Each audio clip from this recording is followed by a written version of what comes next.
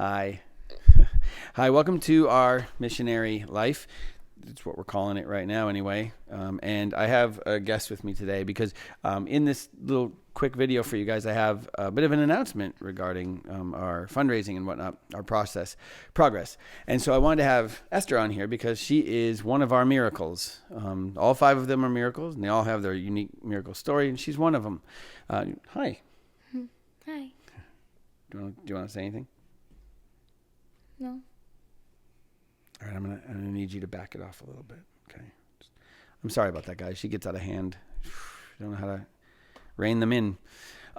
Anyway, she's the one where we adopted the boys, and we were pretty heartbroken to have to leave her behind, and but it wasn't the time. So we got back to the States, famously with $45 to our name, and we were about 2 months into being in the States and got an email saying, hey, if you'd like to adopt her. And so for the whole story, you just listen to our missionary story, the original 45-minute video. But needless to say, miraculously from around the world, people we've never met heard about it and wanted to be part of our family and help us.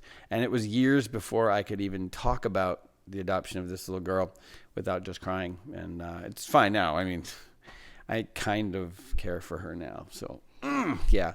But anyway, I wanted her to come on at the beginning of the video so you could see her. This is her. All right, go. Finally got rid of her. She's always yabbering on. Anyway, I really wanted to get to say this to you guys. I was so excited. We announced the fundraiser at the beginning of March, and if you've seen the video, sorry, about, our whole history, you know that like lots of times it's like God tells you to do something and you're like, okay. And then he's like, wait for a long time. Okay. And so we're prepared for that. We announce it, we tell people, listen, this is where we're headed. And we're narrowing it down. I don't want to say where yet, but we're just kind of honing in, but we just didn't, we didn't know what it was going to be like. We announce it and right at the beginning, there were people giving all the time. And then you kind of expect it to just peter off. And that's generally what has happened. That's the norm, and that's fine. But I did want to let people know what happened right off the bat. Sort of God just giving just want to let you know I'm with you type thing. Again, one of the biggest things that we believe is that you can't mess with God's timeline. You can't make him go faster or slower, but you just can't mess things up. We get the idea that we can mess things up, and if I don't release this video at the right time, it's not going to be right, or if I don't say the right thing, then. But all things work together for good for those who love God. Like everything just gets incorporated into the plan. It's all taken into account by God. So a few days after we announced, among the donations was a donation from some friends of ours. And so I had sent a text off just saying, oh my goodness, thank you so much. Thank you so much for that. I really appreciate it. And that was it. And I got a response pretty quickly saying like, hey, can we get on the phone? I was like, sure, yeah. So we set up a time. It was the next day. And got on the phone and here's what I'll do. I will read her account. I can't use names, but I can use this story because this person wrote it. I'll read what she wrote and then kind of close it out.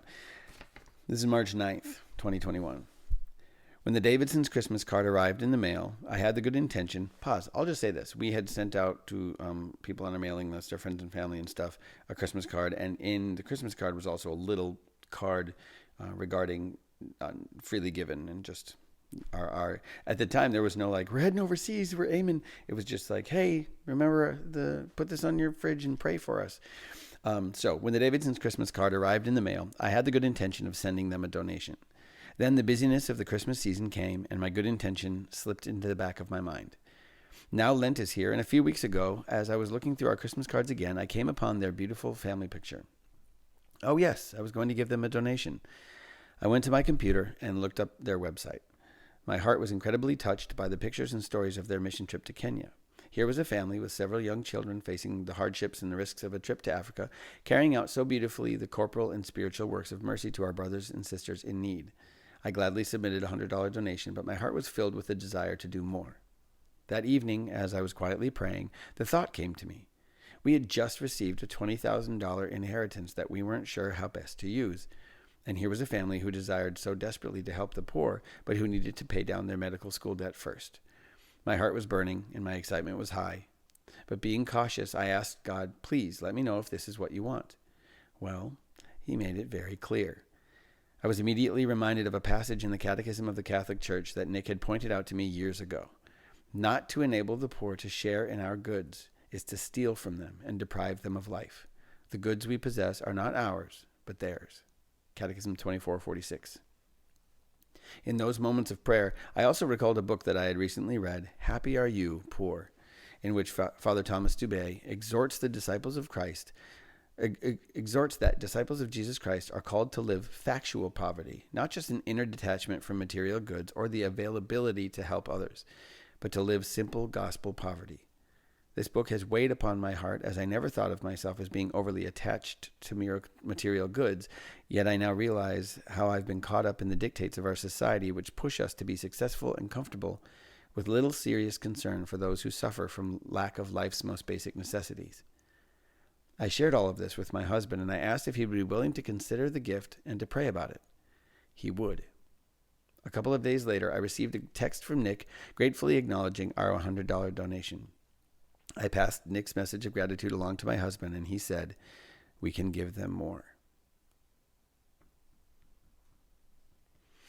As a final confirmation that this was God's will, that night, while reading my evening reflections, I realized that the church was celebrating the memorial of St. Catherine Drexel.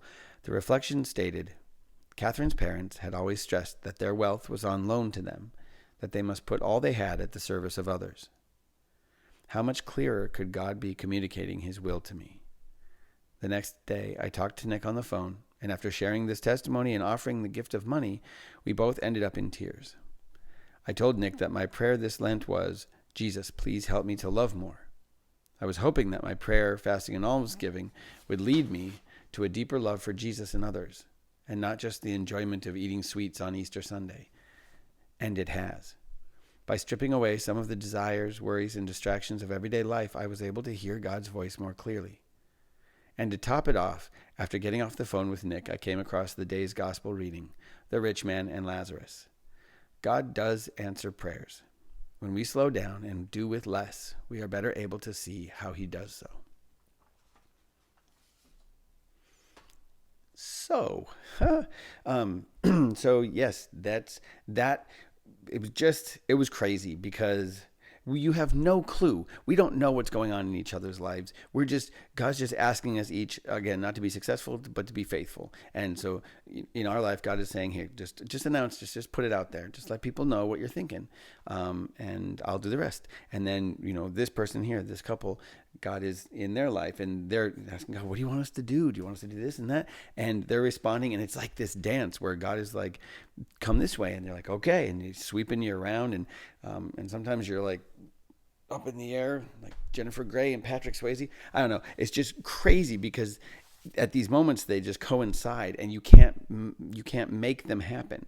You can't manipulate them into existence. They just happen because God is at work in all of it. And so I really wanted to encourage you. First of all, again, if you are following us and you know what's going on, be encouraged. And you might think to yourself, well, I can't give a lot. It does.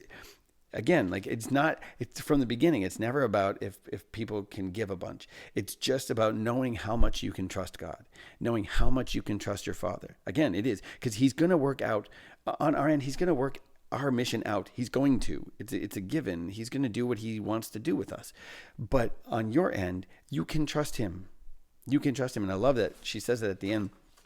When we slow down so God does answer prayers. And when we slow down and do with less, we are better able to see how he does so. And so this was during Lent, and so this is like the perfect time to do that. But this is the way life is supposed to be. In fact, Jason and I were so excited the other day. We're looking around the house just going like, this is going to be one heck of a garage sale or a yard sale.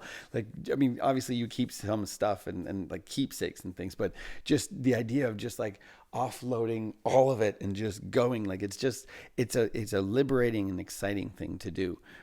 So if you're in International Falls, we're going to offload, you could unload. So anyway, I just wanted to throw that out there just to encourage you guys in your walk with God and encourage you guys to spread our initial video around, let people know, but also let people hear this. This is when she got done talking to me, I was like, obviously I can't wait to text Jacelyn and let her know, but I can't wait to let everybody know about this. This is insane. The level, I just couldn't stop crying. It was funny because I was on the phone. Oh, I have my earbud in. I was on the phone with her and I had the phone in my pocket and I had Evie and I'm feeding her a Go-Gurt and Hudson's over there talking and jabbering. And in the midst of it, like time just slows down. And then I have this conversation with this person and I was sitting there crying. I remember Hudson at the table just kind of looking down at me like, all right, you lost it again. But it's just so exciting. It's just the latest step. So I wanted to share that with you guys to encourage you in your walk with Christ, encourage you to share these with people so that they can be encouraged as well. And pray for us. We are praying for you. I pray for everybody by name who has donated. You guys are in our intentions every day. So thank you very much. And Saint Teresa of Calcutta, pray for us.